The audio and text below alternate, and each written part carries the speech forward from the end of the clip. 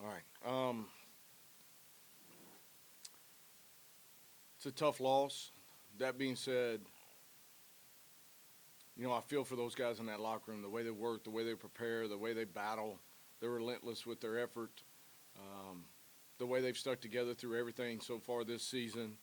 You can never question their hearts. You can never question their character or how much they work and love for each other. I'm proud of them, and I'm proud of them as a whole. I'm proud of them as individuals. We came up short tonight, not because of a lack of effort, but guys continuing to battle, continuing to grow, continuing to get better. We've got guys that have stepped up in a lot of different situations, and I'm proud of that. I'm proud of the way they show up every day and go to work. And so we came up short tonight. We've got a couple of games left. That being said, I know these guys will continue to work, continue to battle, and I'm proud of this team and what they've accomplished. Of course, they ran for 237 and 7-11 on third down. Don't forget punting tonight. What was difficult about getting them off the field? Well, they got a lot of weapons. They got a lot of weapons. You know, they can 1-2 punch you with the run and the pass. They're pretty balanced in that part of it, and so I thought they played well tonight. Take nothing from them. They're a good football team. Um, our guys got in some situations where we needed to get off the field. Some guys just made some good plays. That's going to happen at times, and so we got to continue to keep working. But we've had a lot of young guys step up. Our old guys are continuing to grow, and that's what we got to have every week. Philip, you did establish your game plan with running the ball, chewing up a lot of clock, just the turnovers and the penalties that put you back, just part of the reason why you did put Florida State. I don't know that that was the total reason of it. There's a lot of reasons to the game. That being said, the first turnover, we're trying to be aggressive. He's taking a shot. I don't mind that part of it. I mean, it was unfortunate that we kind of slipped and fell in that instance. Sometimes those things happen. That was really, really early in the game. The other turnover, we got an all-out blitz, and if he steps through that, he's probably fixing to run for a long way. And so those are things that happen within the game. I think we've been much better in the turnover margin.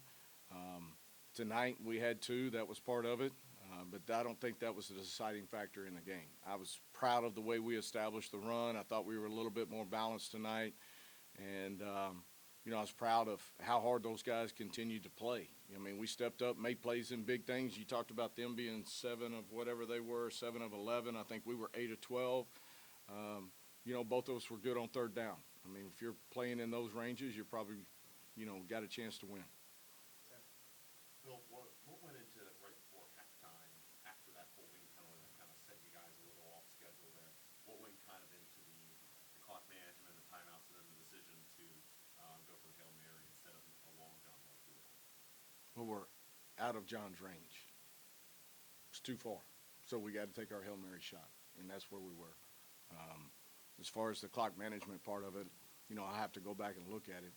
Didn't feel like we mismanaged the clock in that particular instance. But you got to make a decision. At that point, we were out of the range. We were in range, got the penalty.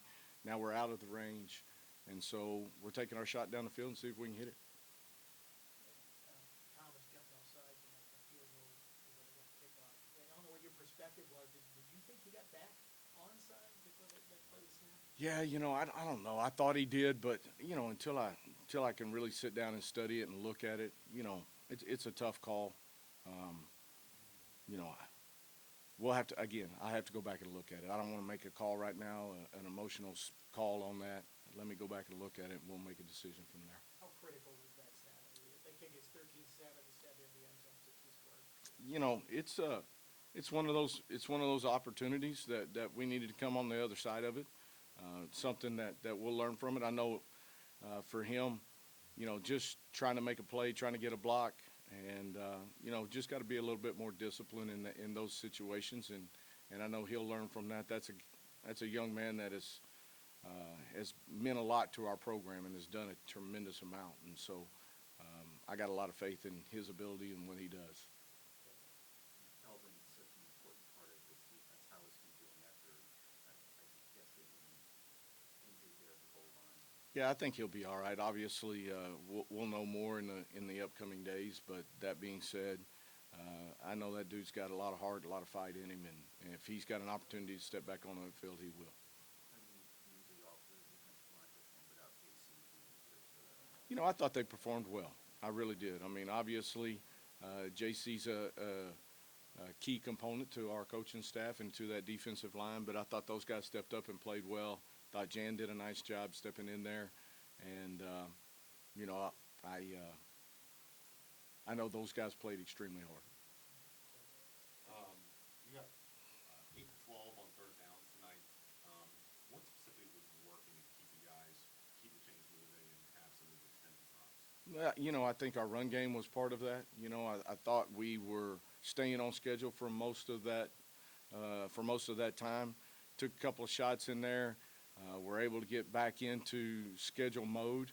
I thought our guys played and ran the ball extremely hard. Guys up front did a really nice job of working on edges. Them dudes are big up front, and you know, I thought our offensive line really did a nice job kind of controlling the edges and being able to find some gaps and some lanes in there for those running backs to be able to hit and, you know, produce yards. And Marcellus Hawkins averages 8 yards or more for the fourth time in the past 6 games. What have you liked about how he's grown as the season progressed? You know, he is continuing to develop as a player.